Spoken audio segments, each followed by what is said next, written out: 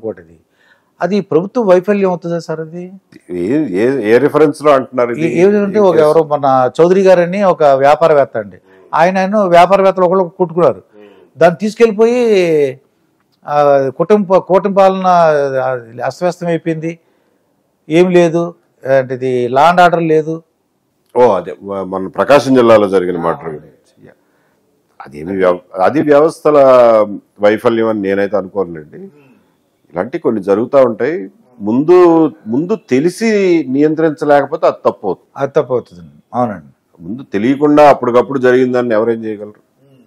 ఇంకా మీరు డెసిషన్ అంటే రాజకీయాలకు రావాలన్న ఆలోచన ఎందుకు వచ్చింది సార్? ఇదే ముఖ్యంగా ఆంధ్రప్రదేశ్ ఈ రోజున ఆంధ్రప్రదేశ్ కి ఉన్నటువంటి అత్యంత పెద్ద ప్రమాదం ఉపద్రవం జగన్మోహన్ రెడ్డి గారు అనేది. సో ఆయన కానీ ఆయన పార్టీ కానీ ఆయన రాజకీయాలు కానీ తిరిగి భరించే స్థితిలో మన రాష్ట్రం లేదు. ఎందుకంటే 5 సంవత్సరాల్లో ఆయన చేసిన విధ్వంసం నుంచి తేరుకోవడానికి మనకు 10-15 ఏళ్ళు పట్టేటట్లుంది. ఆయన చేసినటువంటి అప్పులు, ఆయన వ్యవహరించినటువంటి తీరు, వ్యవస్థలన్నింటినీ నిర్వీర్యం చేయడం, అన్నిటినీ బలహీనపరచడం, అధికారులతో వ్యవహరించిన తీరు, కొంతమంది అధికారులు వెనకేసుకొచ్చిన తీరు, ఆయన రాజకీయాలు చేసిన తీరు, స్థానిక సంస్థల ఎలక్షన్లు నిర్వహించిన తీరు, రఘురామకృష్ణరాజు గారు లాంటి సిట్టింగ్ ఎంపీని పట్టుకొచ్చి ఏదో పిచ్చి కేసు ఒకటి పెట్టి కాళ్ళు ఎరగొట్టి పంపించడం, ఇలాంటివన్నీ కూడా చాలా దుర్మార్గమైన విషయాలు. ఇటువంటి ఉన్నప్పుడు అసలు సమాజం స్థిమితంగా ఉండలేరు. అండ్ ఈ సమాజం స్థిమితంగా ఉండనప్పుడు మీకు ఎవరు కూడా ఒక 5 రూపాయలు పెట్టుబడి పెట్టాలన్నా, ఇంకొకటి వ్యాపారం చేయాలన్నా, ఇంకొకటి చేయాలన్నా ఎవరు ముందుకు రారు. బయట నుంచి వచ్చే వాళ్ళ సంగతి పక్కన పెట్టండి, ఆంధ్రప్రదేశ్లో ఉన్నవాళ్ళు కూడా డబ్బులు పెట్టరు. పోయి ఎక్కువ డబ్బులు ఉంటే బయట ఎక్కడన్నా పెట్టుకుందాం అని పోతారు. లేకపోతే చూద్దాంలే ఈయన వెళ్ళిపోయిన తర్వాత మళ్ళీ పెడదాంలే అంటారు. ఆ పోయిన టైం మళ్ళీ తిరిగి రాదు. ఎంతోమంది ఈయన పెట్టిన ఇసుక ఇబ్బందులకి తట్టుకోలేక ఇల్లు కట్టుకోవడం మానేసిన సందర్భాలు నాకు తెలుసు.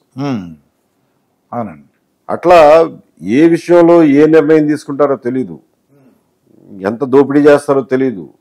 మద్యం విషయంలో జరిగింది అడ్డగోలు దోపిడీ, అలాగే మైనింగ్ విషయంలో అదే జరిగింది, ఇసుక విషయంలో అదే జరిగింది. అది లిక్కర్ షాప్లో అంటే మొత్తం మన ఈ పేపర్లో చూడటమే 25 years వరకు ఆ ఇన్కమ్ మీద లోన్ తీసుకున్నారు, లోన్ తెచ్చేసారు. అవును, అలా వచ్చి హ్యాపీగా ఖర్చు పెట్టుకుందాం అని అనుకున్నా లేదు, దాని మీద లోన్ 25 సంవత్సరాల పాటు మనం కట్టుబడి ఉన్నాం ఆ అగ్రిమెంట్ కి. అంటే ఎంత 20 సంవత్సరాలు వెనక్కి వెళ్ళిపోయాం మనం. అవునండి, ఈ లోపల మనం పాలసీ మారుద్దామన్నా వీలు పడదు, ఎందుకంటే అప్పు తీర్చాలిగా. సో అదే అనేది తేరుకోలేని స్థితికి నెట్టేశారు సమాజాన్ని. అవునండి, ఇప్పుడు కూటమి ప్రభుత్వం అంటే కొద్దిగా స్పీడ్గా మంచి పేరు తెచ్చుకోవాలనుకోండి, మీలాంటి వాళ్ళు సలహా అడిగితే ఇవ్వగలరా సార్? ఏమన్నా అడిగితే తప్పకుండా ఇస్తాం. అడిగితే మీరు అడిగే ఇస్తున్నాం కదా.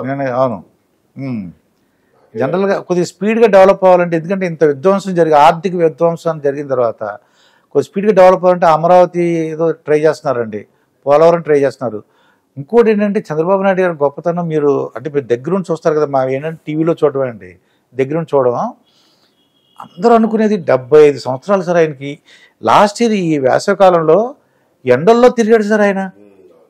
అసలు అంత ఓపిక ఎలా? ఆ క్యాంపెయిన్ లో చాలా ఎనర్జెటిక్ క్యాంపెయిన్ చేశారు. చొక్కా అంతా ఒళ్ళంతా చెమటతో తడిసిపోయినా కానీ క్యాంపెయిన్ చేసేవాడు. అసలు అంత శక్తి ఎలా వచ్చేసి 75 ఏళ్ళు అందరూ అంటే మీరు దగ్గరగా చూస్తారు కదా. ఆరోగ్యాన్ని కాపాడుకునే విషయంలోనూ, ఫిట్ గా ఉండే విషయంలోనూ ఆయనతో పోల్చుకోవడానికి ఎవరు సరిపోరు. అవునండి,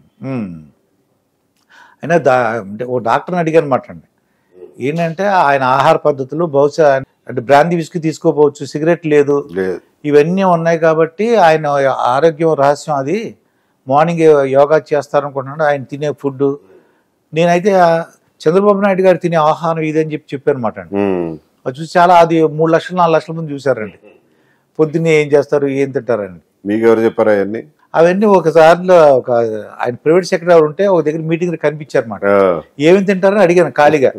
ఆయన గవ్వ చెప్తే రాసుకున్నాను, మార్నింగ్ ఏం తింటారండి ఇదేనండి రాసుకున్నాను. చాలా పద్ధతిగా ఉంటారు ఆ విషయం. మనం అయితే టెంప్ట్ అయిపోతాం సార్, ఏదో తినాలనిపిస్తుంది. సార్ నేను ఏంటంటే ఈ జర్నలిజం కాకుండా నేను టీచింగ్ ఫీల్డ్ నుంచి వచ్చాను సార్. నేను తోడు కావాలని ఒక సంస్థ పెట్టా.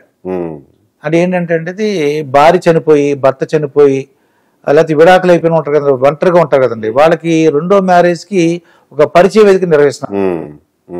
అదొక సమాజ సేవలో చేస్తున్నాను. మంచి ఆలోచన. ఈస్ట్ గోదావరిలో పుట్టిన కాన్సెప్టే అది, వితంతు పునర్వివాహం అనేది. అవునండి. సో దాన్ని మీరు ముందుకు తీసుకెళ్ళడం మంచిదే. జనరల్గా ఏం చేశారంటే ఇదివరకు లేవు సెకండ్ మ్యారేజ్. ఇప్పుడు ఎందుకు వచ్చినాయని నేను ఎందుకు పెట్టానంటే అంటే ఉమ్మడి కుటుంబాలు ఉండేవి సార్ ఇదివరకు. ఒకవేళ భర్త చనిపోయినా భార్య చనిపోయినా మిగతా కుటుంబ సభ్యులందరూ ఉండేవారు. ఇప్పుడు అది లేదు. పిల్లలందరూ ఎక్కడికి వెళ్ళిపోతున్నారు, ఒంటరిగా ఉంటున్నారు, చాలా ఇబ్బంది పడుతున్నారండి. ఎన్నో ఫోన్లు వస్తున్నాయి సార్ నాకు. అందుకు తోడు కావాలి అని పెట్టానమాట. మీరు చాలా ఈ సర్వీస్లో బాధ కలిగిన సంఘటనలో ఉంటాయి కదా సార్, ఏదన్నా అరే ఆ రోజు నేను ఇలా చేసి ఇంకా ఇలా చేస్తే బాగుండేది ఎఫెక్టివ్గా, ఇంకా ఆ రోజు పోలీసింగ్లో చేస్తుంటే బాగుండేది, లేకపోతే ఇంకా ఇలా చేస్తే బాగుండేది, అలా ఎప్పుడైనా అనిపించింది సార్? ఉంటాయండి, ఎందుకుండవండి. ఏదన్నా ఒకటి ఏదన్నా. కాకపోతే మనకు బాధ కలిగించే విషయాలను మనం ఎప్పుడు గుర్తుపెట్టుకోము, మర్చిపోతుంటాం. మీరు సడన్ గా అడిగితే గుర్తురావు. పోనీ సంతోషం, బాగా సంతోషం, మంచి విషయాలు ఎప్పుడు మైండ్ లో తిరుగులాడతాయి. కానీ బాధ కలిగే విషయాలు మర్చిపోమని దేవుడు మన మెదడుని ప్రోగ్రామ్ చేశాడు. అందుకనే ఈ మాత్రం హెల్దీగా ఉంటాం ఎవరైనా. అవునండి, మనుషులందరూ అంతే. బాధ కలిగే విషయాలు ఏవి గుర్తు పెట్టుకోరు. ఇప్పుడు ఈ విషయం సంతోషం కలిగిన సంఘటన ఉండదు సార్? సంతోషం కలిగిన సంఘటనలు చాలా ఉన్నాయిలేండి. మేము మిమ్మల్ని లాస్ట్ మీరు ఎలా రిటైర్ అవుతారని చూశాను సార్. నేను జనరల్గా రిటైర్డ్ అయితే మిమ్మల్ని అందరూ కూర్చోబెట్టి ఏదో కార్ లాగటం ఏదో చేస్తుంటారు. అదో ఏదో మీకు ఒక ఆనర్ అనుకుంటారు. మిమ్మల్ని అందరూ ఎత్తుకుని తీసుకెళ్ళారు. డ్రమాటిక్ మూమెంట్ అది. చాలా అంటే ఫ్రెండ్స్ మీరు సంతోషం కలిగింది అన్నారు కదా, ఒకటి గుర్తు చేస్తాం. మీకు కాకినాడదే, కాకినాడ సంబంధించి. కాకినాడలో అన్ని జిల్లాల్లో లాగానే ఈ భార్యాభర్తలు విడిపోవడం, ఒకళ్ళ మీద ఒకళ్ళు కేసులు పెట్టుకోవడం. ఒకళ్ళ మీద ఒకళ్ళు కాదులేండి, భార్యలే భర్తల మీద కేసులు పెడతారు. 498A కింద డౌరీ హెరాస్మెంట్ అని, ఇక రకరకాల సెక్షన్లు, డొమెస్టిక్ వైలెన్స్ యాక్ట్, ఏ సెక్షన్ గుర్తొస్తే ఆ సెక్షన్ పెట్టేస్తారు. లాయర్లే పిటిషన్ కంప్లైంట్ రాస్తారు కాబట్టి అన్ని సెక్షన్లు వచ్చేటట్టు పెడతారు. అది మా వాళ్ళు ఇన్వెస్టిగేషన్ మొదలెడతారు. దాంట్లో ఏమి తేలదు, పోయి కోర్టులో పడద్ది, ఒక 10 సంవత్సరాలు పడద్ది, ఏమి తేలదు.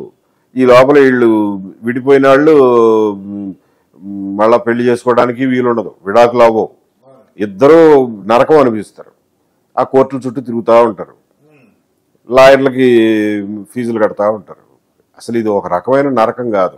భారతీయ కుటుంబ వ్యవస్థలో వచ్చినట్టు చాలా దురదృష్టకరమైన పరిణామం. అప్పుడు ఈస్ట్ గోదావరిలో ఉన్నప్పుడు ప్లస్ తర్వాత కూడా ఎక్కడికి వెళ్ళినా కానీ నేను ల్యాండ్ ఆర్డర్లో ఉన్నప్పుడు దాన్ని పాటించేవాడిని.